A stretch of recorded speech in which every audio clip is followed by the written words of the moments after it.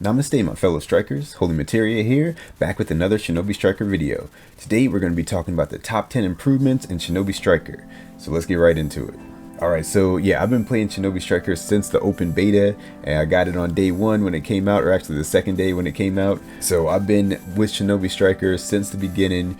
We've been in here, we've been out here since all these 4 years, and man, I know people love to talk about like what they should fix or what they want to see new or what they should change, but the game has come a long way in these 4 years, and I just want to show a little bit of appreciation for it right here, because man, the launch was rough. Like the beta was even rougher, but the launch was super rough, and there were a lot of people, like everybody was hyped for this game when it was first coming out, like other like big name content creators like Afro Sinju and everybody like that. They were all playing the game when it first came out because everybody was excited for the new Naruto game, but the launch was so rough that most of those guys ended up quitting the game within the first couple of weeks of it coming out. And so I feel like if the game had come out the way it is now, back then, those people wouldn't have left. A lot of those people wouldn't have left. But then again, it's kind of a blessing in disguise because it paved the way for a lot of up and coming content creators to step into that void that was left behind by those other bigger content creators. But yeah, man, it's like a completely different game than when it first came out. So let's get into my top 10 improvements in Shinobi Striker since the game came out. I guess we'll kind of include the open beta, but not too much is all that different. And let me know what you think are the best improvements in Shinobi Striker since the game came out, especially for those who have been here since the beginning. Coming in at number 10, we have the inclusion of survival exercise. Now, I'm gonna be honest, I completely forgot to put this on the list. So instead of putting it where it really should be, like, which is probably like number 3 or something like that, I'm just gonna put it at number 10 so I don't have to change the numbers on all the other ones. But yeah, man, I remember when that was the biggest thing that had happened in the game, version 2.0, that introduced the survival exercise, and it was a lot of fun when it first came out. I'm gonna go ahead and leave it at number 10 because now it's become a toxic nightmare to be a part of survival exercise. But it's still dope that they added it to the game. There are some people who pretty much only play survival exercise now, and it gave people like a training ground to test jutsu and stuff like that, or test builds and things like that. So yeah, this is definitely one of the, it has to be included on this list. I can't believe I forgot it. I don't know how I forgot it. So yeah, survival exercise. Okay, so while I was editing this video, I realized I missed another crucial thing. So I'm gonna put this at number 9, even though it should be like way higher, maybe like definitely top 5. But just don't even worry about the order of the list. It's just 10 things that were great improvements of the game. So so the ones that were number 9 and 10 before, I'll put those in the honorable mentions. But yeah, so coming in at number 9 is going to be the Shinobi boost scrolls. So being able to change the clothing perks on different clothing items was one of the biggest things that happened to the game. But people, before they added Shinobi boost scrolls, you either had to choose, like, do I want to look good or do I want to be able to play good? So people were running around looking crazy with these mismatched outfits. So you had to, so because before all of the items were the perks were locked. So like if you had the red version of the Leaf Village top, that and it was like Spiteful Spirit or something that makes status ailments last longer, it would always stay Spiteful Spirit and you couldn't change it. So if you wanted to get another perk, you had to go to a different color. So people were all mismatched and looking crazy and everything. So for sure the Shinobi boost scrolls has to be on this list. I was gonna throw it in honorable mention, but no, it's one of the biggest things that happened. So I'd probably put it at like number 4 if I would have remembered it before, but we'll just throw it in at number 9 here. And then number 8 is the way matchmaking works. Now, I'm not talking about the way that the game puts teams together, because it's still bad. That still hasn't really improved at all. But when the game first came out, when you were in the lobby and you went into the matchmaking thing, you could just leave matches after you saw or after you got matched up, and you could also see all the levels of all the players, your teammates and the opponents, and you could see what class your opponents were also using. So the thing is that it gave you an idea of what the match was going to be like, but because you could leave at any time, it made it so that people were always leaving while you were matching up, because they would see like, oh man, this isn't a good matchup. Like, oh, look at the other team, they got all these silver players and stuff, because like that back when that was like that, silver was like those were the OP players. Yeah, so like people would be like, oh, the other team has a healer and we don't have a healer, so I'm leaving, or like just would use any kind of excuse to leave. So the matchmaking would take a lot longer because of that. So yeah, just the fact that you can't see your opponent's classes and you can't see anybody's level, because people would always leave if their teammates were low level. Like if people had breadsticks on their team, they would just quit just because like, oh, I don't want to be on that team. And you could just push L1 and you could just leave the matchmaking anytime you wanted. But now you see it's like grayed out and locked. So yeah, that was like a nice little quality of life change.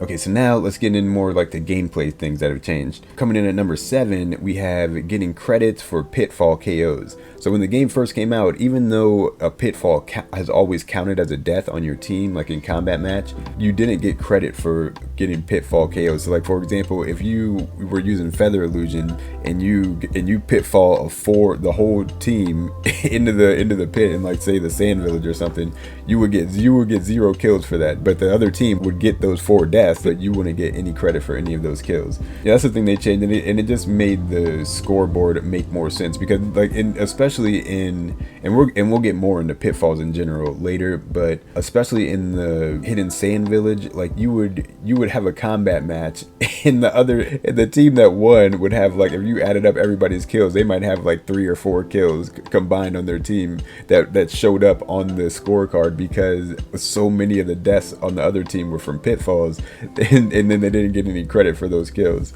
So it was like a weird thing that was going on, and it also like messed up people's KDs back then, for people that cared about KD, because they would be dying all the time from getting pitfalled, but then they wouldn't get credit for the kills that they got for pitfalling other people. So yeah, that was another good change they made.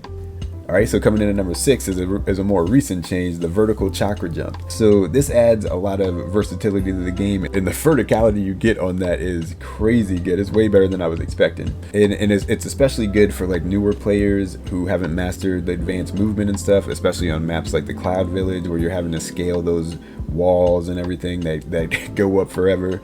You can do a couple vertical chakra jumps and get up to a platform usually. So yeah, it's a really nice mechanic. It's not as good as I thought it was going to be, because it's heavily nerfed when you're carrying a flag, and that was like the main thing I wanted to use it for. But it's still a nice addition to the game, and it just makes the game feel better. And especially if when they renovate these maps, they make them as big as they did with the Leaf Village, the vertical chakra jump is really crucial.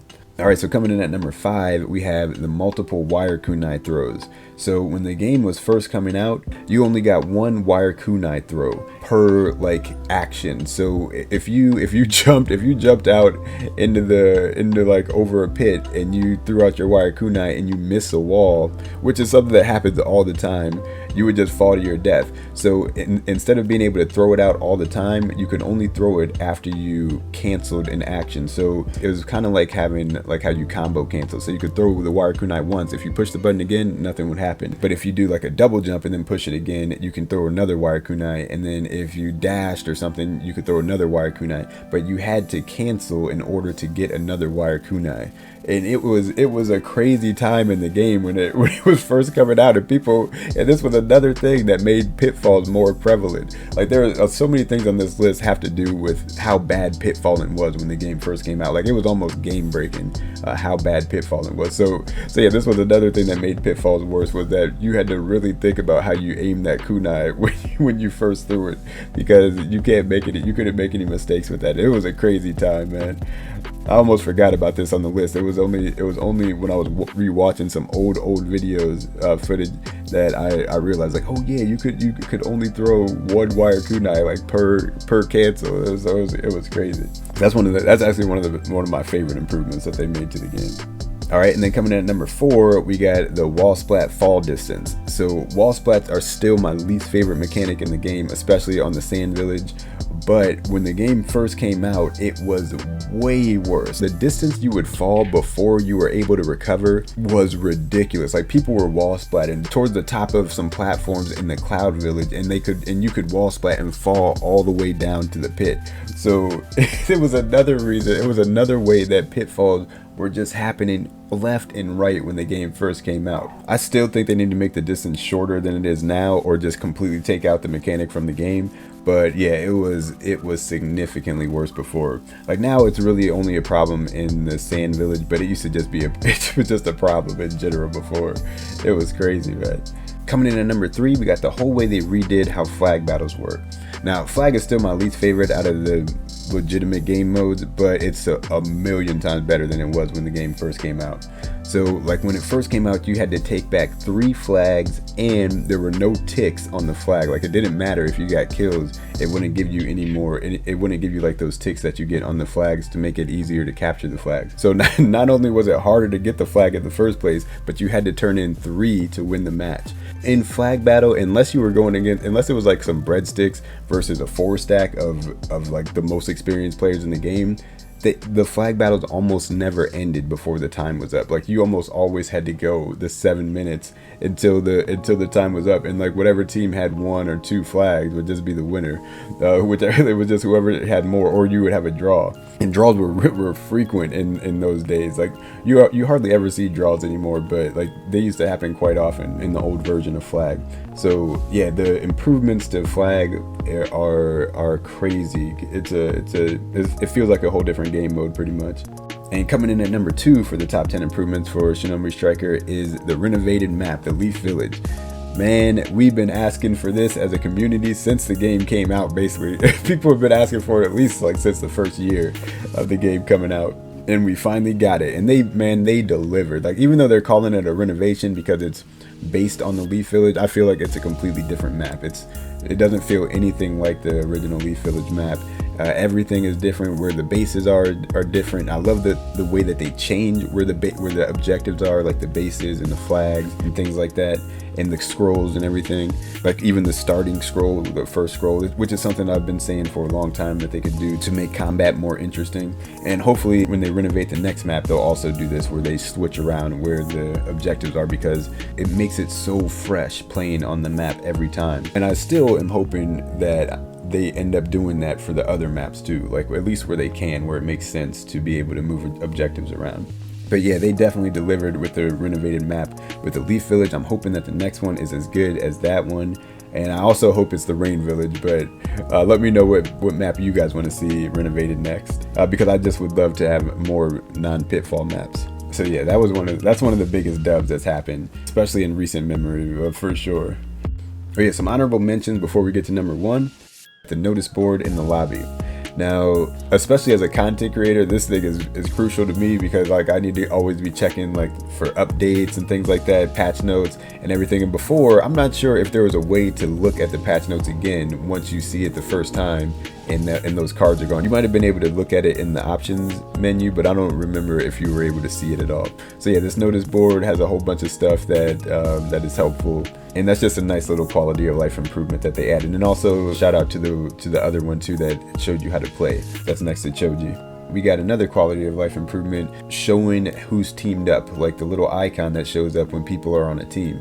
Before, it was like years into the game that they didn't have anything like that. You can only tell when people were teamed up if they had like a clan tag or something like that. So you would get washed and be like, dang, why were those people so hard to beat?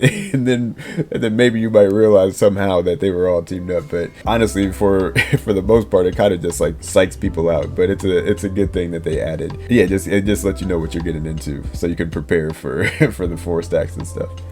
And then another one is the lobby run speed. Like I always like the idea of having a lobby instead of just having to go through a menu and like click on play game or whatever, or go to training or whatever. Like it's cool that we have a lobby, but when the game first came out, the characters in the lobby would run so slowly that it was like, oh man, I gotta run all the way to Chakra, man, and it's just gonna take me like 4 minutes just to run over there, because the dudes ran in like slow motion before. They're a lot faster than they used to be now. And then another one that is actually one of the biggest game changers in the game, but I didn't include it on the main list because it was specific to one class. But the way they changed the healing seal to a healing seal 2, I'll put it in the honorable mentions because it was a base game thing. It's not something that you had to like an SS weapon that you had to get from RNG or something like that. It was a change to the healer class, and because of that, it also changed the way the game just works in general for everybody, for all the classes in the team. So yeah, that was something that was crucial, but I didn't put it in as a numbered part of the list because it was only for one class. But still, coming in at number 1 is the improvement to lag. Man, I'm telling you, like when the game first came out, it was a game-breaking thing, and this is probably the biggest reason that so many people left the game when it first came out, and why people diss Shinobi Striker who haven't played it since the launch, because they just assume that it's still like how it was. Like the game was almost unplayable, the lag was so bad before, and this was another thing that added to how much people pit fell. Like because of the lag, sometimes you would jump onto like a base or something, and then all of a sudden you're just dead, and they show your body in the pit, and it's like, what? How did I even get right there? Because the lag was so bad. Like you couldn't dodge right. Like there's still latency issues, but it's just kind of like, it's a little bit worse than the average online multiplayer game, I would say, but it's improved so much, it's crazy. Like I remember when the game first came out, like I'm the kind of person who looks at potential more than like what's actually in front of me. So I was like, man, these mechanics, like especially playing VR mission and stuff, I was like, man, the way you move in this game is so good, man. The game feels so great. And then you get into the PvP matches and it's like, oh man, this lag is crazy. I can't even barely play the game, but I can see how good the game could be if this wasn't here. And there were a lot of people who just were like, I can't play this because it's too laggy. It barely even works. Like the game is barely even functioning when you're playing against other people. So, but yeah, I always saw like the potential in it, and that's why I stuck around personally, even though so many people left the game during the first few weeks or months. Because of how bad the lag was. And yeah, so it made it harder to fight. You'd be fighting air half the time, and like you'd see your hit counter, and this happens every once in a while now, but it was like almost all the time. Like you could barely ever see the person you were fighting, but you'd just be getting hit by jutsu all of a sudden. It was really, really bad. So like, even I know people still complain about lag in this game, but it's not even close to how it was when the game first came out. So yeah, so this was another thing that contributed to the pitfalls. So we had all these different things. Like we only had one wire kunai, the wall splat thing was making us pitfall more, and the lag was making us pitfall, and you didn't get credit for actually causing somebody to pitfall. So it was just like, man, when the game first came out, it was just like a pitfall fest. Like that's all the game was people just falling to their deaths. And that's why people loved the Leaf Village and the Rain Village so much, because those were the only maps without pitfalls when it was so frequent. Like people still complain about pitfalls now, but it's not even close to as bad as it was before. Like that's probably really pitfalling, the way pitfalling works in general is probably the biggest improvement, because it was almost a game-breaking thing when the game first came out. It was so bad. And like I think a lot of us have like this residual disdain for pitfalls because of how we experienced at the beginning of the game, like how bad they were. But yeah, and also shout out to the devs for adjusting so many jutsu and ninja tools that made it easier to pitfall people, or that you could just like cheese pitfall people with different tactics. So yeah, they've done so much to like just fix the pitfalling in general. So yeah, man, that's my list for the top 10 improvements to Shinobi Striker since the game came out. Let me know what you guys think are some of the biggest improvements that they've made since it came out. I'm gonna do some more of these top 10 type of videos. We'll do just like changes, like general changes. Probably won't do one that's just focused on negative things, but just like changes in general. But these are all about improvements, like things that have made the game better, especially some of the stuff toward the top of the list. Like they're just things that have made the game completely different than how it used to be. And I always wish like some of these people that quit the game early would come back and see like how different the game is, or at least like see the good parts of how different the game is. But we'll get into other changes and stuff later on. Let me know what other kind of top 10 lists you guys would like to see, or just like top lists or anything like that. So yeah, guys, thanks for coming through. Thanks for watching. Appreciate you guys. Be sure to hit that like button and subscribe for more content like this, because I'm going to be doing some more stuff like this soon. So yeah, I'll see you guys in the next one. Everybody stay safe out there. Peace and love.